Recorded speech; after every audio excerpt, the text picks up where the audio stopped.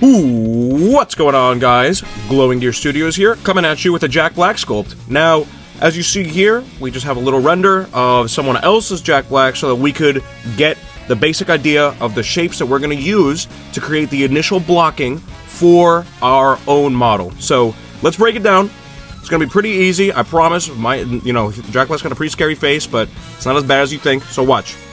Sphere for the top of the head, that easy. Forgive my drawing like a child. I know that I do a bad job completing my circles. But look, tube for the snout, the tube is going to be cut in half. It's going to be mirrored, right? So then it's just going to be the same thing on the other side. Sphere for the front of the nose. Tube for the eyebrows. And tube for the hair. Now, unsurprisingly, we got another tube right here that has a diminishing radius. For the horns, we are going to use a sphere for the big boy body that he has, another tube for the perimeter of the shell, and then for the actual shell itself, we are going to be taking a sphere, cutting it in half so that it looks like this. So that's going to go right there. Then we are going to take a cone, and we are going to duplicate that so that it goes all along the back of the shell right there. And then for the appendages, right, unsurprisingly, ready, you guessed it, we got a tube for the arms, and then, hold on to your hats, right, a tube for the legs, sphere for the base of the feet, sphere for the palms, and then we are going, for the digits, we are going to use, ready for this, tubes again. So, let's say on the top hand over here, node, right, that way it makes it very easy to bend, so we're going to keep that, we're going to do the same thing here, same here. And then for the actual nails, we are going to use yet another cone, probably bend them a little bit so it looks more like that. And we are going to put them all along the hands and the feet. Tail is going to be yet another tube that's going to have a diminishing radius, so it looks more like a long cone, right, a long spike. And that's pretty much it. This is the base blocking. It's not as bad as you think it is. Once you really break it down, it kind of provides a framework for what we need. So let's get right into the sculpt. What's up, ladies and gentlefish? Let's get this ball rolling. So you see here in the beginning, we're going to start with the head. I think let's get the toughest part out of the way first. That's usually what I do when it comes to these models. And you could see that I'm doing the jowls using the tubes, right, mirroring them, and then taking the eyebrows and using tubes for those. Now, if you look at this frame right here, the way that I did this to get the general shape was to expand and contract various nodes of the jowl. So you see right in the front, it's a lot larger, right close to the nose. And then by the cheeks, it's also larger with a gap in between, just like how he has the cleft chin. So it's a little bit bigger in the front, a little bit smaller in the middle. So you see the little nodes, and I'm adjusting that, and I'll be doing that periodically throughout the video to get the right proportions, because that was a super challenge to get done. This guy is a very specific face, a beautiful face, like his respective voice actor. So now over here, you see me adding cones for the teeth, right? Because of course, what is Bowser without a hefty set of chompers? And here, look, you see, again, this is the nodes, right? So I've been playing around with it. The shape is a little bit closer, using tubes for the hair, for the horns, for the eyebrows, and then I use a sort of flattened sphere for the eyes. So in just a moment, there we go. There's the little turntable. This is what we have so far, right? It's a good start, but still leaves a lot to be desired. We have the general shape, but at the end of the day, the blocking phase just serves as a placeholder. So now, let's move on to the body. So you see that I begin with a large sphere, kind of flatten it a little bit to give it a more torso-like appearance, and then I have tubes, right? Little, thick chonking tubes for the appendages. And as let's see if I can go back real quick. See the shell? Shell is cut in half, and this gives us its general shape. Again, blocking phase is just to get the idea of what we're going to be doing, creating general proportions so that we could fine-tune it and add the details later, right? Consider this like the foundation of a building, right? Obviously, a foundation of a building is not going to look as pretty as a final product, but everything comes from it, and a faulty foundation means a faulty final product. So, here we have the addition of the tubes, right, for the digits. I believe I do, yeah, and then because his digits are so much smaller and like thicker in his feet, I just use a crease tool to get the general shape of the toes. But you see in the hand on the top left that I use tubes and kept the nodes so that it allows the manipulation of the tubes to be a lot easier. Now, I use, again, another tube to follow the silhouette of the shell, So then it gets at that nice rounded, that white part that you see right there in all of Bowser's models. I used a sphere for the belly, and here is what we have so far, right? Now he's coming to be. So, after this, now we're going to add a little bit more details. We're going to start with the braces for the arms and the collar for the neck. So you see the whole process, right? I'm taking a cylinder, I flattened it, and then I took a cone, and then you're going to see this process where I mirror it around the entire perimeter using radial symmetry. That's why you see all these really cool nodes that allows you to get a perfect shape. So we take that, put it right on the collar, and then over here, right, there we go. So you're still fine-tuning everything. I added the same thing to the arms, and now I started to add the spikes. Not that hard, right? Taking just a cone, putting a little sphere underneath, flattening it out, and then now I'm going to draw that hexagonal pattern that he has all around the back of the shell, right? Not so bad. You see that as you start working step by step, just carve it out little by little, eventually you're going to make it, people, I promise. Every time you start a new project, it's daunting, and it's like, oh my god, I don't know if I should even continue with this, but look what we have so far, right? If you look here, we have the, what's it called? We have the cones for the nails.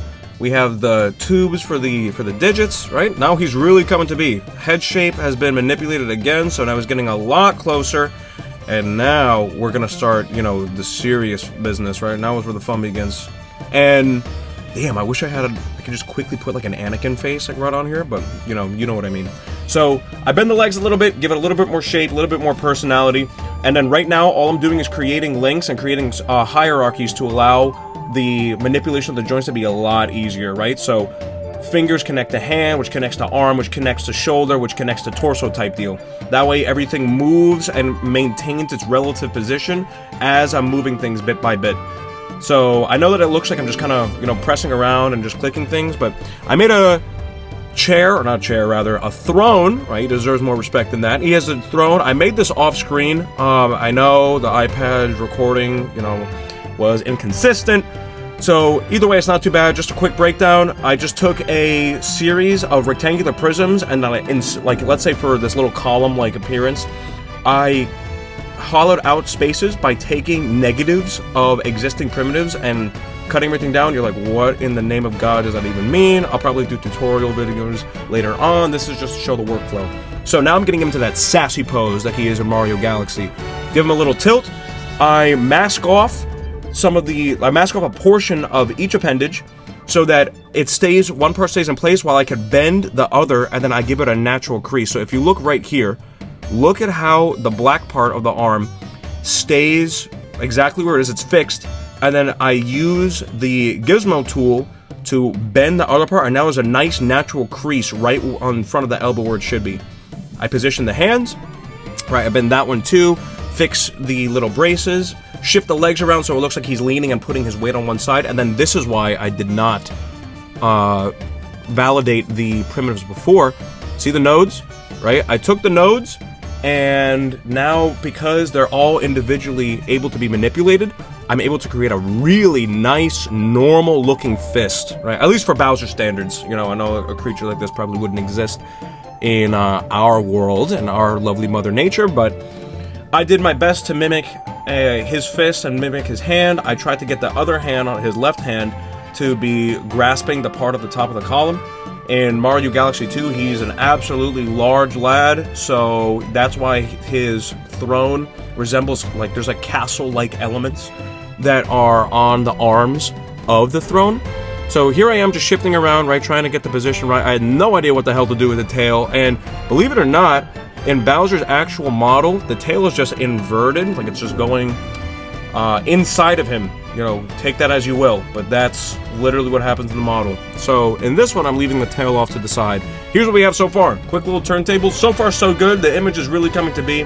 I fixed the positions of the hands and the feet, so everything is all fixed and now all meshed. That's why you don't see as many seam lines. And now we're going to start adding the detail to the throne.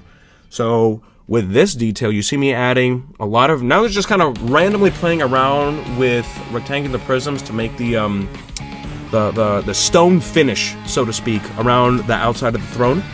And to add a degree of randomness, you'll see that I'm going to start cutting everything into little bits, just like random little slices, right? Just, you know, whether it's on the edges, cutting it to make it look more trapezoidal, so on and so forth. And then I round it off, because obviously we don't have any perfect edges in nature.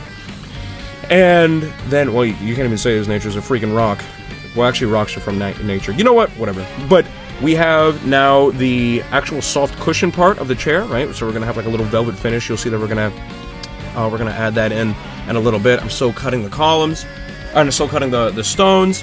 And now this is where we're gonna start to go sicko mode. So you see this, I'm starting to add texture. All this is done through using alphas, and then by positioning it correctly, blending it together, we could create a somewhat natural texture, especially for what Nomad will allow. So, you know, at the end of the day, it's a $15 program, but my God, does $15 go a long way with this. It has been my gateway into 3D modeling, and I have to say, I am floored. So, here we are, just creating, you know, using a series of different textures, right, for his snout and for his belly. We are using a smoother finish for the actual skin of the arms, legs, and body. It's a little bit rougher, and then for the head, of course, he has the iconic green scales, so that has to be very defined. I'm using brick textures in various ways for the back, for the sides and the back of the chair. The throne, right? It's more than a chair, okay? And then I use a slash texture to make the shell and give it to really follow the silhouette of each hexagon, which I think is awesome and totally gives it a little bit more natural. I know my freaking model's going literally all over the place, but it's getting there, trust me. You'll see. I know you're seeing it, right? I added the texture to each of the perimeter bricks to add that finish to the chair, and these are the textures. This is what we got so far. And so far, I am very happy with the way this is looking. So, what do we do after this? Right, ladies and gentlemen, you guessed it, we are going to start with the painting, which is extremely exciting. So, now I do the base. Oh, wow. Never mind, I just lied to you people. Alright, let's do the base first. So we're doing the base. Then, the idea that I wanted was to have him kind of sitting on top of like a pillar of lava that's going to come from the base itself to make him look like it's floating. I take Bowser's emblem, or his name rather, and I put it right in front because I think it looks cool. I was debating whether or not to do it, but I was like, you know what, I ultimately decided to go with this. You'll see that I tried to give it a flowing lava appearance. Right now, I know it literally looks like fecal matter that is right under the chair, but I promise it's going to go somewhere. You're going to be like, yo, what is going on? This looks like poop and cake, but you'll see. So, change the, instead of using a matte cap, I went to the physical base rendering so that I can put the lighting and create a rig after I do the colors. So, what does it really come down to? Yellows, greens, reds, blacks for the collar, and some orange, some gray for the throne. You'll see. All you do is you just blend it all together, and then the lighting will do the rest. I'm telling you, does it work wonders. So watch this, right? I use a super high resolution. This is actually a really cool process. I use a super high resolution mesh to get the eyes exactly where they need to be. So like here they're a little too small. That's why I undid it. See that? A little too small. So I just create a circle, and then I use the radius intensity so that I can I align it, and then it creates a perfectly circular shape. So that's why we have this. So far it looks pretty good. Then I start adding a little bit of contour. So, you see me going around, I'm putting a little bit of shade into the yellows, a little highlights, let's say in the greens, I'm putting a little shade. You see me throwing shade all around, right? Look at this. Look at that. Look at that! This is our final render. Look at this. Look at how good that looks. I am so happy with the way that this guy turned out. Look at that! Come on. You gotta admit that this came out pretty well. I'm really happy with this. This took so much energy, you have no idea. But I am so happy with the way that this looks. Look at how the light underneath the throne makes it look like he's floating on top of lava, right? I think that we delivered. Here's a little turntable. So, if you guys like, please subscribe, leave a comment, and I will be happy to show you more models down the line. Bowser and Mario Galaxy and his incarnation are one of my favorites of the entire franchise. Bringing this to life is like a dream come true. I want to get this printed as soon as I can. This is, if I'm able to sequence it correctly and everything comes to be, this is going to be a collectible that I would love to have in my house, and I hope that you guys would like it too. So, if you got around to this point, I know it's been a little lengthy, but thank you so much for listening, and I am going to get back to you guys as soon as possible. You have a good one.